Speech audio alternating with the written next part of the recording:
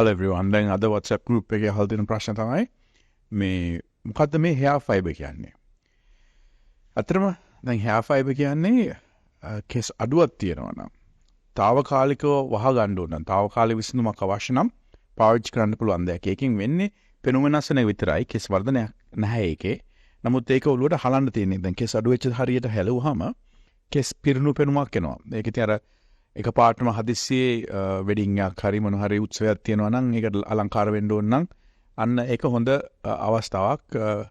and ඒක නිකන් ඔළුවට හලන් තියෙන්නේ නෑවහම යනවා. වතුරේම යන්න ඕන නම් hair spray ටිකක් දාලා ඒක තව දිග කාලෙව රඳවන්න පුළුවන් hair spray එක හොදලා දානකම්. ඉතින් ඒක තමයි hair fiber කියන්නේ. ඒක හදන්නේ හොඳ මේවා හදන්නේ පුළුන් වලින්, يعني cotton වලින්. හැබැයි අර chemical දාපු ඒවත් තියෙනවා. ඒ පොඩ්ඩක් ප්‍රවේශමෙන් ගන්න ඕන.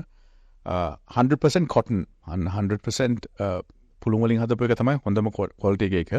and ඒක හොඳටම කෙස්වල සම්බන්ධ වෙනවා. ඒක ලස්සන පෙනුමකුත් වෙනවා. and කිසිම අහිතකර ස්වභාවයක් නැහැ. මොකද 100% natural material එකක්. 100ක් ස්වභාවිකයි. දැන් ඇත්තටම කලියුත්තේ ඉතින් ඔළුවට hair fiber දාන එක නෙමෙයි. ඒක తాවකාලික විසඳුමක් විතරයි. අර කෙස් අවශ්‍ය නම් දේවල් දෙකක් කරන්න ඕන. එකක් යන එක නවත්තන්න ඕන. ඒකට Finasteride 0.25 පාවිච්චි කරන්න. ඒක තමයි ලෝකෙ තියෙන දැන් හොඳම බේත. Minoxidil පාවිච්චි කරන්න නම් එපා. Minoxidil එකේ side effects වැඩි. PRP අනවශ්‍යයි. PRP ඔළුවට කටු ගැනීමක්. ඒකෙන් ඇත්තටම ලොකු ප්‍රතිඵලයක් නැහැ. Minoxidil හා සමානයි. ඒකත් එක්කම ඒක හැම අවුරුද්දම කරගන්න ඕනේ. කියන්නේ ඔළුවට බේත මේ අපේ අර platelet rich plasma එක විදින්න ඕනේ. ඉතින් ඒක අනවශ්‍ය දෙයක්. ඉතින් ඊට වැඩිය හොඳයි Finasteride 0.25. ඒක ඔළුවේ ආලේප කරන් තියෙන දවසට එකපාරයි. ගෑවා එළියට ගියා සාමාන්‍ය විදිහට හැසිරුණා. හැමදාම ඒක පොඩ්ඩක් ඔළුවේ ගන්න ඕන විතරයි. දැන් ඒකත් එක්කම කෙස් අඩුවක් තියෙනවා නම් මොකද කරන්න ඕන? කෙස් හිටවන්න ඕන. ඇවිල්ලා අපේ Sapphire තාක්ෂණයෙන් කෙස් හිටවන්න. ඒක තමයි ලෝකේ තියෙන දියුණුවම hair තාක්ෂණය. ඒකෙන් උගක් අලංකාරව ළඟ කෙස් හිටවන්න පුළුවන්. ලංකාවේ රජයේ ලියාපදිංචි Sapphire කරන්න තියෙන එකම ආයතනය අපි keshatransplant. ඉතින් කෙස් සම්බන්ධ උපදෙස් ඕන නම් ඇවිල්ලා මතන්න.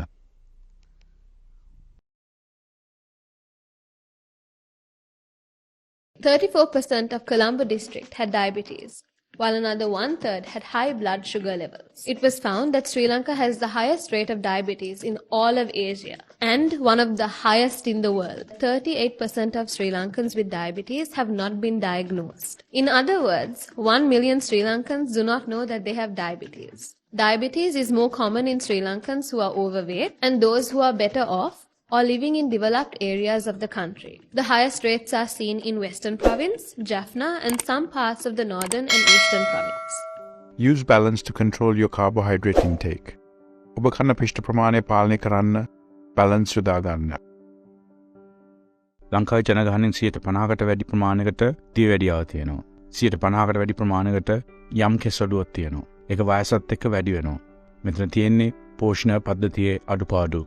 ඒ පෝෂණය නිවැරදි කරගෙන ඔබට අලංකාර කෙස් කලමක්, පැහැපත් හමක්, සාධ්‍ය වැඩියාව නොවෙන්න පියවර ගන්න, අදම ගන්න, බැලන්ස් ජීවිතේට බැලන්ස් එකක් ගන්න කාලේ හරි නේද? හිස් කෙස් අස්වද්දන ආශ්චර්ය සේවයයි. Kesha Transplant.